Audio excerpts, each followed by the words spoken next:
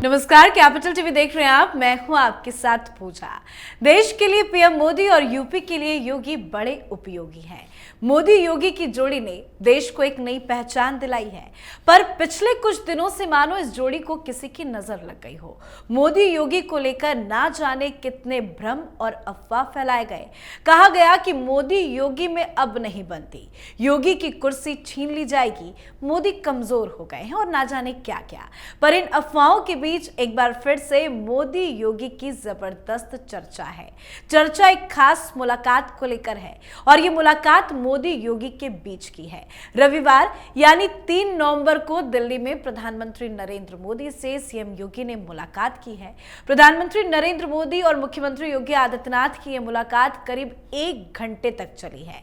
बड़ी बात यह है कि 7 लोक कल्याण मार्ग पर हुई ये मुलाकात लोकसभा चुनाव के आए नतीजों के बाद की पहली मुलाकात है। अब 2 बड़े नेताओं के बीच बंद कमरे में मुलाकात हुई तो चर्चा होना भी लाजमी है। मीडिया खबरों की माने तो कुछ का कहना है कि यूपी उपचुनाव को लेकर यह मुलाकात हुई, तो कुछ का कहना है कि उत्तर प्रदेश की विकास परियोजनाओं को लेकर बातचीत हुई, तो कोई कह रहा है कि सीएम योगी महाकुंभ का आमंत्रण पीएम मोदी को देने आए थे। पर इन सब मुद्दों से इतर इस मुलाकात के पीछे की कहानी कुछ और है और वो कहानी आज हम आपको बताएंगे। तो पीएम मोदी और सीएम योगी के बीच हुई मुलाकात पर ही आज चर्चा करेंगे। मेरे साथ स्टूडियो में मौजूद हैं कैपिटल टीवी के editor in chief doctor Manish Kumar. Doctor साहब, बहुत बहुत स्वागत है आपका। धन्यवाद। क्या हुई मुलाकात में बातचीत? देखिए, प्रधानमंत्री मोदी और मुख्यमंत्री योगी, इनकी मुलाकात, ये कोई उपचुनाव, ये कुंभ, ये इनविटेशन या कोई चर्चा, कोई योजना, इन सब चीज़ों के लिए नहीं होती है जी। ये काम अधिकारी स्तर पे किया जाता है। मामला कुछ और है। मामला कुछ ऐसा बना लोकसभा के चुनाव के बाद कि ऐसा लगा कि मानो प्रधानमंत्री मोदी, वो जो पॉलिटिकल ब्रांड है, उसकी चमक खराब हो गई। ये प्रचारित किया गया, ये प्रसारित किया गया कि हमने उस मोदी को मार दिया। The Modi of 2014 is no more. वो खत्म हो गया, यही राहुल गांधी कहते आ रहे। और ये जो एक मिथ्या वाचकों का जो एक पूरा गैंग है, जो कांग्रेस की दलाली में उस तरह के नैरेटिव को गढ़ता है, जैसे हरियाणा में गढ़ दिया था ना। हरियाणा चुनाव के रिजल्ट के 2-2.5 घंटे तक जब 72 दिखा रहे थे कांग्रेस को और 12 दिख रहा था बीजेपी को, तब तक क्या कह रहे थे ये लोग? राहुल गांधी ने मोदी को परास्त कर दिया।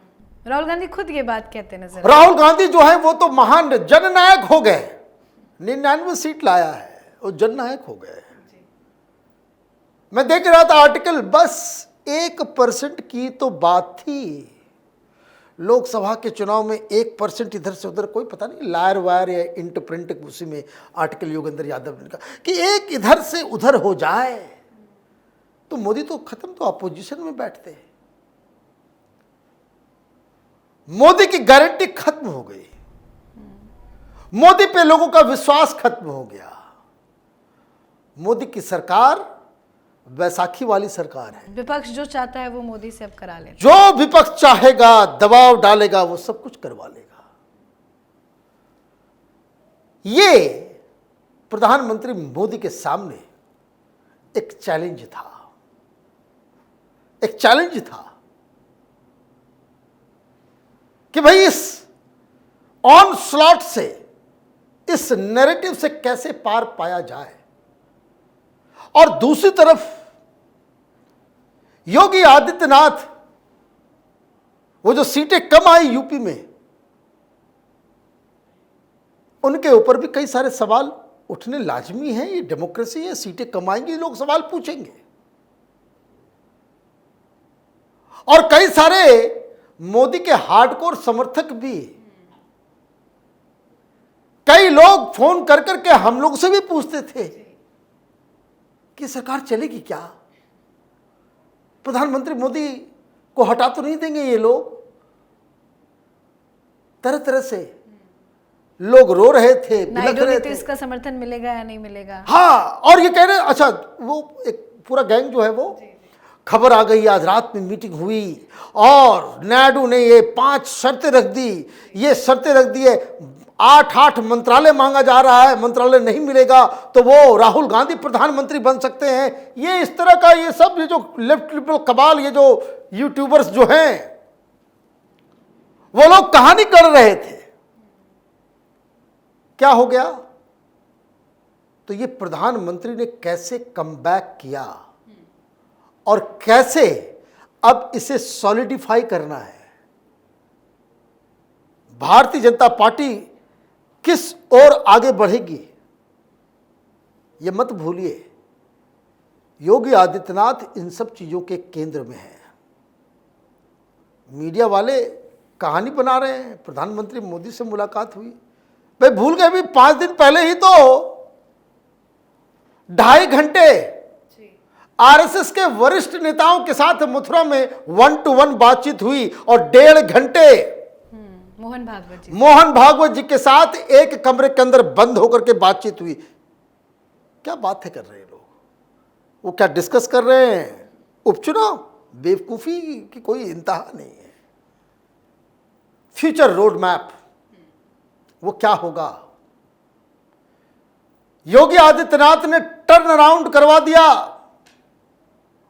एक ऐसा नैरेटिव गढ़ा कि जिससे हरियाणा में कांग्रेस पार्टी पूरी तरीके से परास्त हो गई। बटोगे तो कटोगे, हरियाणा में यही चला है। अभी तो आज ही मैं सुन रहा था, कनाडा में जो हिंदू परिवारों के ऊपर हुआ, हिंदू मंदिर के ऊपर जो ये खालिस्तानी दलाल पाकिस्तानी इन लोगों ने जो हमला किया, वहां का पुजारी भी कह रहा है कि बटोगे तो कटोगे। बांग्लादेश में लोग बोल रहे हैं बटोगे तो कटोगे, महाराष्ट्र में बटोगे तो कटोगे, झारखंड में बटोगे तो कटोगे। तो ये बटोगे तो कटोगे, और प्रधानमंत्री ने भी कह दिया। प्रधानमंत्री थोड़ा सोफिस्टिकेटेड है, सीनियर आदमी है, जो काम छोटा भाई कर सकता है, जो काम बेटा कर सकता है, वो पिता और बड़ा भाई नहीं कर सकते, उनकी गरिमा अलग होती है। तो उन्होंने वही बात कही चाशनी में लपेट के कि एक रहोगे तो सेफ रहोगे। तो ये आप समझिए कि फ्यूचर डिस्कोर्स, और यही झारखंड में भी चलेगा, यही महाराष्ट्र में भी चलेगा। लेकिन व्हाट इज वेरी इंपॉर्टेंट कि जो यूपी की जो हार हुई है उसको सूद समेत वापस लेना है, सूद समेत।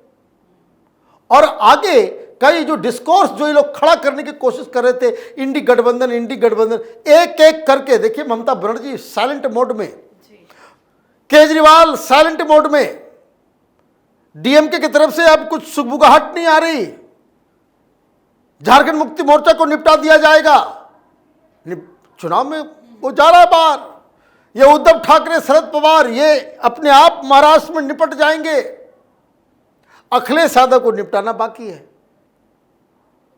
तो क्या हमारा फ्यूचर कोर्स होना चाहिए, इसकी पूरी प्लानिंग की गई। लेकिन प्रधानमंत्री मोदी को सैल्यूट करना पड़ेगा कि चुनाव में हार गए, मैंने सीटें कम आ गई, मैं उसको हार ही मानता हूं। कारण ये कि जहां हम जीत सकते थे, ये संगठनात्मक तरीके से संगठन, टिकट डिस्ट्रीब्यूशन और जो नेताओं को जमीन में काम करना चाहिए था वो नहीं हो पाया, इसलिए बीजेपी 272 नहीं ला पाई। अदरवाइज 1% वोट अगर और ज्यादा मिलता, 280 के ऊपर बीजेपी विराजमान होती। तो ये जो सेटबैक हुआ, नेता वही होता है जो सेटबैक से तुरंत संभले और तुरंत वो परफॉर्म करे। प्रधानमंत्री ने चुनाव के बाद से अब तक क्या किया, वो तमाम सिग्नल्स, चाहे वो इकोनॉमिक पॉलिसी हो, चाहे वो यूसीसी का मसला हो, चाहे वो वक्फ बोर्ड का मसला हो, ये तमाम लोग ये सपना बंद करें देखना। ये जमीयत उलमा हिंद वाले कल कह रहे थे कि नीतीश कुमार वापस ले लेंगे, सारे लोग, उनके पास कोई दूसरा चारा नहीं है। ये प्रधानमंत्री मोदी की सरकार है, इसलिए ये सारी चीज़ें उसमें बैकफुट पर नहीं जाने का है। आतंकवाद के खिलाफ, नक्सलवाद के खिलाफ एक समग्र नेशनल यूनिटी का एक एजेंडा और देश के इंटरनल थ्रेट्स जो हैं उनसे कैसे निपटारा करना है और कैसे क्या करना है। प्लस आपने ये जो बैसाखी वाली सरकार आपने जो एक चिपकाने की कोशिश की वो नहीं चिपका। और प्रधानमंत्री ने क्या किया? प्रधानमंत्री मोदी ने अपनी जो उसको कह सकते हैं कि उस मोदी की गारंटी वारंटी और सारी चीज़ों को लेकर के, एक तो दिक्कत क्या है कि प्रधानमंत्री मोदी को कई सारे फ्रंट पे एक साथ लड़ाई लड़नी होती है।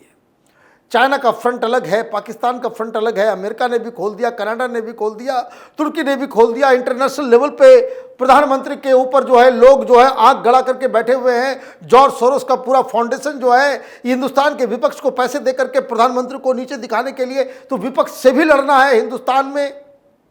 फिर नक्सलाइट्स अलग हैं, आतंकवादी अलग हैं, तो कई सारे फ्रंट्स के ऊपर, और एक मीडिया भी है जिसको प्रधानमंत्री मोदी को लड़ना होता है। तो प्रधानमंत्री मोदी ने क्या क्या एक एक करके हर फ्रंट पे जाकर के इन्होंने चीजों को दुरुस्त किया। किस तरीके से? विद एन इंपैक्ट कि मोदी वही 2014 वाला है। इसलिए आप देखिए हर जगह डिसाइसिव डिसीजन वो लेने में अभी तक चूके नहीं। कोई एक फैसला कोई बता दे कि प्रधानमंत्री मोदी ने ऐसा लिया हो जो एक कॉम्प्रोमाइज्ड फैसला हो। कुछ फैसलों को थोड़ा चेंज वेंज किया गया, वो करना भी जरूरी होता है। बहादुरी और मूर्खता में बड़ा छोटा सा फर्क है। वक्फ संशोधन बिल को लेकर विरोध हुआ, लेकिन उसकी भी अब तैयारी हो गई। प्रधानमंत्री कह रहे भाई आएगा, वहां पे जम के उसका विरोध हो रहा। आपने अच्छा यूसीसी के बारे में भी झारखंड में कह रहे हैं यूसीसी आएगा ही, इसमें कोई डाउट ही नहीं है। उत्तराखंड में बस लागू होने वाला है। तो कहने का मतलब यह है कि प्रधानमंत्री मोदी ने ये जो मोदी विरोधी गैंग का जो एजेंडा था उसको जिस हिसाब से टैकल किया और बड़ा अच्छा लगा। आज प्रधानमंत्री मोदी झारखंड में थे और उनके अंदाज से ये साफ साफ जाहिर हुआ वो किसको इशारा कर रहे थे, अपने विरोधियों को। उन्होंने सारी चीज़ें कही कि ये कर देंगे वो कर देंगे जो, और आखिर में बड़े ही कुटिल मुस्कान के साथ उन्होंने कहा और ये सब मोदी की गारंटी है।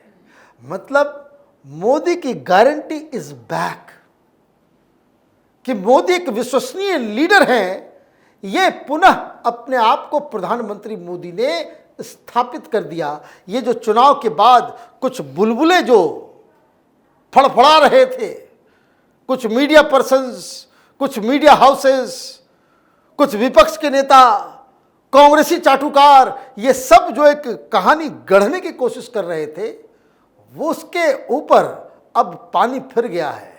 और जो मीटिंग है वो मीटिंग एक रोल सेट करने वाला मीटिंग है कि प्रधानमंत्री मोदी किस लाइन पे चलेंगे और योगी आदित्यनाथ किस लाइन पे चलेंगे।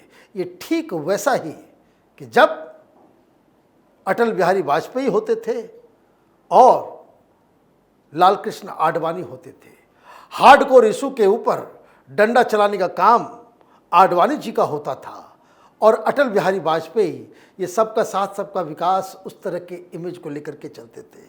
लेकिन दोनों वही थे, एक ही सिक्के के अलग अलग पहलू थे।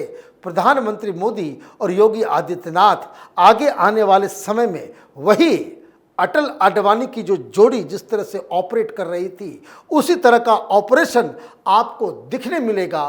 प्रखर, कठोर और विशुद्ध हिंदुत्व मुद्दों के ऊपर योगी आदित्यनाथ फ्रंट फुट पे खेलेंगे सहवाग की तरह, और ये अपना जो शर्मा है उसके तरह बैटिंग करेंगे और प्रधानमंत्री मोदी राहुल द्रविड़ और तेंदुलकर की तरह क्लासिक इनिंग खेलेंगे, वो जो अटल बिहारी वाजपेयी खेलते थे।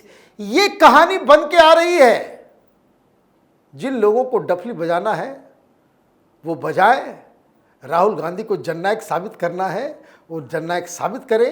हकीकत ये है कि जो कोशिशें हो रही थी प्रधानमंत्री मोदी को डाउन करने की, उसे प्रधानमंत्री मोदी ने पूरी तरीके से परास्त कर दिया। जी, बहुत बहुत धन्यवाद सर समझाने के लिए। धन्यवाद। तो उत्तर प्रदेश के मुख्यमंत्री सीएम योगी का दिल्ली दौरा चर्चा का विषय बना हुआ है। प्रधानमंत्री नरेंद्र मोदी और मुख्यमंत्री योगी आदित्यनाथ की ये मुलाकात कई मायनों में काफी अहम मानी जा रही है। चर्चा भी दोनों नेताओं के बीच में काफी देर तक हुई है। इस मुलाकात ने विपक्षी पार्टियों को भी कड़ा संदेश दे दिया है। सीएम योगी की ये मुलाकात केवल प्रधानमंत्री तक ही सीमित नहीं रही। पीएम से मुलाकात के बाद योगी बीजेपी के राष्ट्रीय अध्यक्ष जेपी नड्डा से भी मिलने पहुंचे। तो इस मुलाकात पर आप अपनी राय कमेंट कर लिखें। देखते रहिए कैपिटल टीवी। नमस्कार।